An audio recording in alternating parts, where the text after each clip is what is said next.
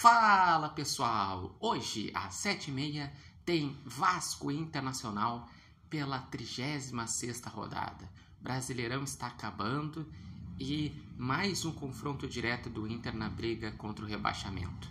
O Vasco vem de 5 derrotas seguidas e vê esse jogo como um jogo essencial para a permanência, pois se perder para o Internacional, chegando à 6ª derrota seguida, tendo depois o Mirassol em casa e o Atlético Mineiro fora, o risco de cair fica muito grande, pois precisaria pelo menos 3 pontos nesses 2 jogos. E o risco do Inter também está bem grande, sim, pois o Inter vai enfrentar 2 jogos fora de casa, um que é um confronto direto contra o Vasco, depois enfrenta um São Paulo que briga por G8 e vem com a honra ferida depois de ter perdido por 6-0 do Fluminense fora de casa. Assim como o Vasco vem com a honra ferida de 25 derrotas, então o Inter vai pegar 2 times com raiva, mas que não estão em bom momento, só que o Inter também não está em bom momento. E na última rodada pega um Bragantino, que perdeu nessa rodada, e ele está na briga pelo G8, ele pode estar na briga pelo G8 na última rodada, como pode não estar, enfim, mas daí o jogo se dá muito mais pelo próprio Inter. Se o Inter, nos 2 jogos fora de casa, fizer os 4 pontos que se projeta para chegar a 45, o jogo contra o Bragantino fica mais leve. Se não, é drama até a última rodada, daqui a pouco dependendo de resultados paralelos, precisando vencer, aquela pressão, que daí é testar o coração do torcedor colorado. E o Inter também viu nesse meio de semana, com a vitória do Fortaleza contra o Bragantino, que tem 6 times contra 2 vagas do rebaixamento.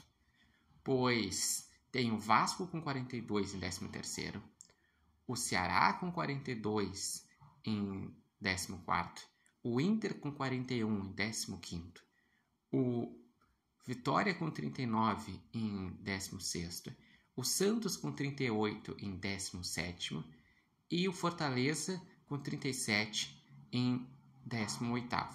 O Juventude ainda não está matematicamente rebaixado, mas o Juventude vai precisar ganhar o seu jogo contra o Bahia em casa para não ser rebaixado hoje, pois eu acredito que o Santos vai ganhar, vai chegar a 41 pontos, porque o Santos joga contra o Sport em casa, que o Sport já está entregue, já está rebaixado, não ganha de ninguém nos últimos jogos, e chegando a 41 pontos, o Juventude que tem 33, só ganhando e chegando a 36 estaria ainda na briga, pensando que depois ele enfrenta o Santos em casa.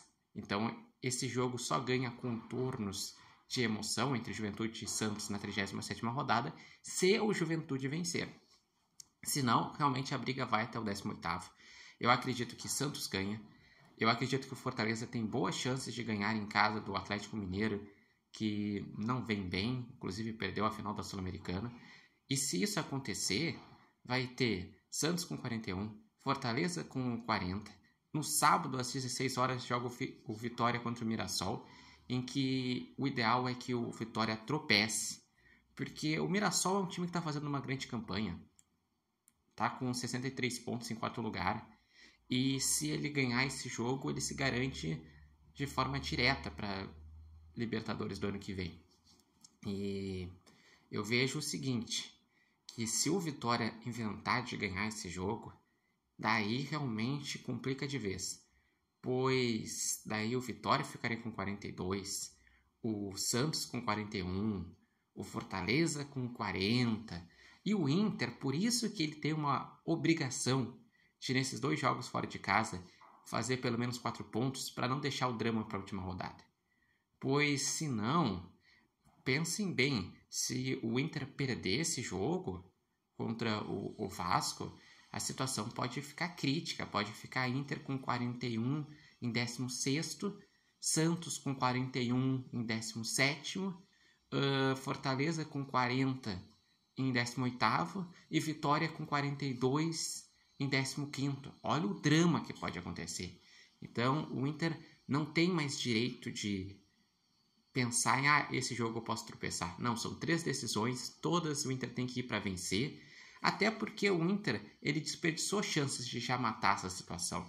Teve o jogo contra o Atlético Mineiro, que tinha um jogador a mais, desde os 15 minutos do primeiro tempo ficou no 0-0. O jogo contra o Bahia, que o Inter abriu 2-0 no início do segundo tempo, poderia ter feito o terceiro gol, não fez, e daí tomou o empate.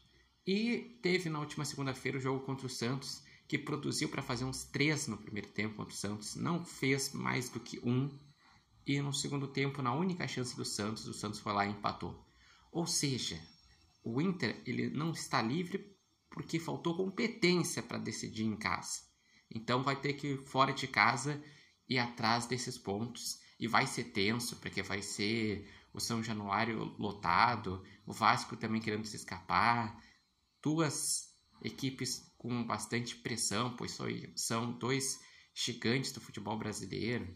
Enfim, realmente é complicado. E Inter, que não deve ter muitas mudanças, pois a mudança que deve ter é sair o Borré, que foi muito vaiado no Beira-Rio pelas chances que perdeu, para entrar o Carboneiro.